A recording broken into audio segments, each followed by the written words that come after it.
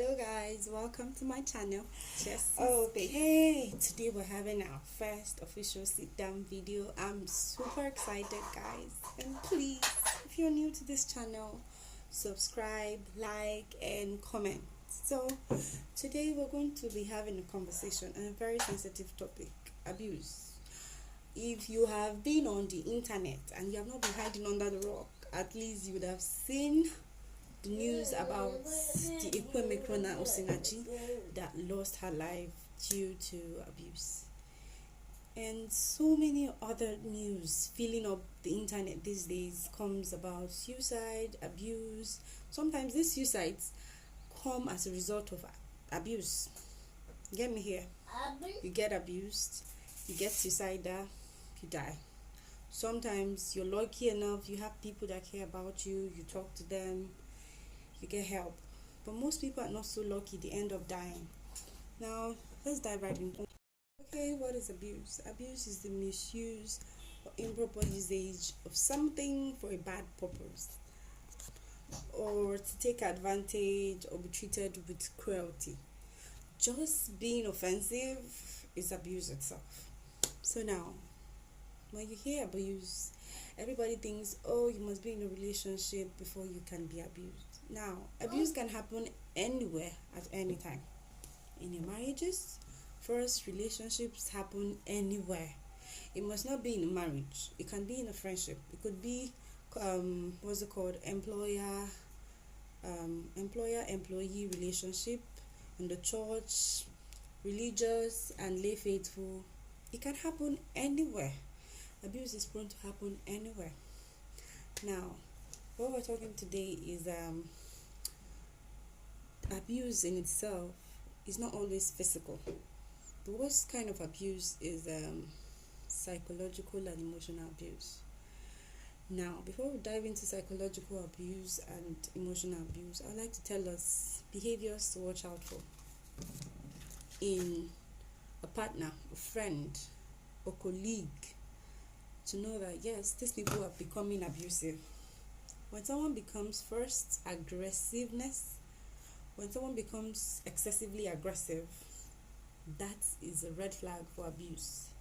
When they're being violent and they raise their hand at anything, they just want to smack your face. The little corrections they can do in private, they just go out in public to outburst and humiliate you. That's an abuse. Making threats on your life, be it a joke, but once it goes beyond once, twice, that person is being abusive. Once the person is trying to control you, that's another sign of abuse. Manipulation.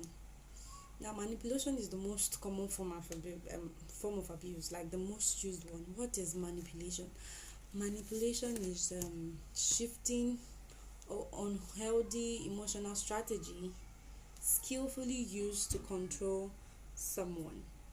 Once you're an adult, you don't need control anymore. You need to give your consent before anything goes wrong.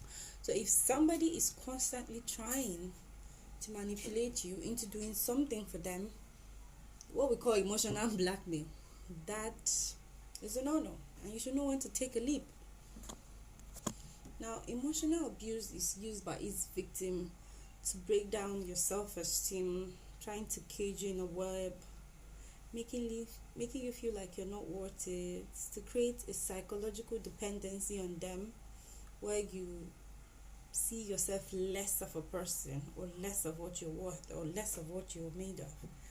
That kind of abuse is the worst, because physical abuse leaves bruises visible to the eyes. You can see scratches, cuts, and all that. But you see, emotional abuse is the worst kind, and it's the traumatic kind that leads to suicide more often these days. Because I don't know, emotional abuse is I can't even get the right word to define it. It traumatizes you, and the hurt can stay with you for eternity. And if not properly handled, it can affect all aspects of your life. All aspects, not reserving ones. And that is the kind of abuse I want to dwell on today. When you're with someone that intimidating you in every possible way, trying to tell you, number one, things like you talk too much, you're not supposed to be saying this. I'm not talking about maybe you're using the wrong line. You're trying to air your opinion to somebody and tell them how you're feeling. Like, sir, you're not supposed to do this to me. It's not part of the contract. And they're trying to intimidate you by saying you're not supposed to be talking. I'm an employer. If not for me, you would not have a job. You would have been on the streets. Things like that. It's too bad. That is a sign that that person is a narcissist or possibly a horrible abuser. The next line they usually use is, it's your fault. Let's say you're in a relationship and your partner slaps you or does something hurtful to you. Rather than come out straight and apologize, the first thing they tell you is, it's your fault. If you had not done this, I won't have done that. Trying to gaslight you into thinking every mistake is your fault. Yes, you can be wrong, but own up to your mistake and just trying to make the next person feel like it's their fault for everything. It's wrong. Totally wrong. Like, it shouldn't be done. Own up to your mistake with your full chest. I did this. I'm sorry I did this. There are better ways to go about it. Can we talk? Stuff like that. Most people, rather than see their fault, they will make you feel bad about yourself.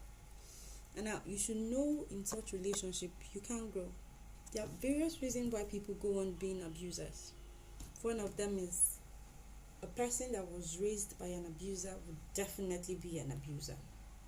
It's a simple logic. You can't change it. A lion would raise lions. A goat would raise goats. Like, you can't plant corn and expect to see pear. It's not possible. So one of the reasons people become abusers is they have been abused themselves. 2, they could have personality disorders, bipolar, different other aggressive attitudes imbibed in them and their personality that is disordered that they need therapy to work on.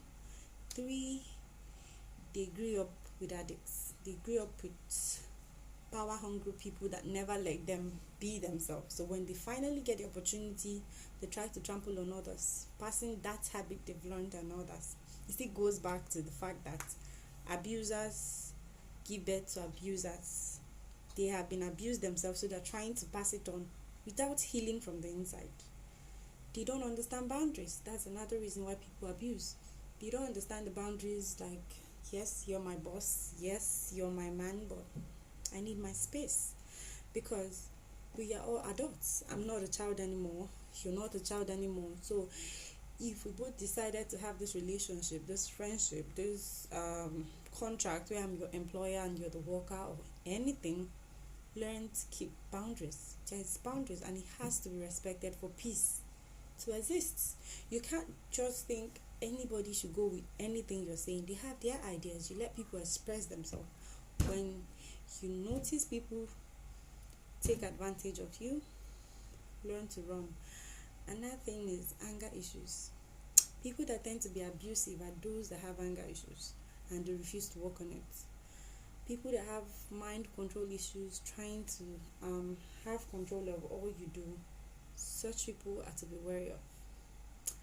Okay, I hope I've been able to tip you on some red flags and why you should not tolerate an abuser. You deserve better. Thank you. Please subscribe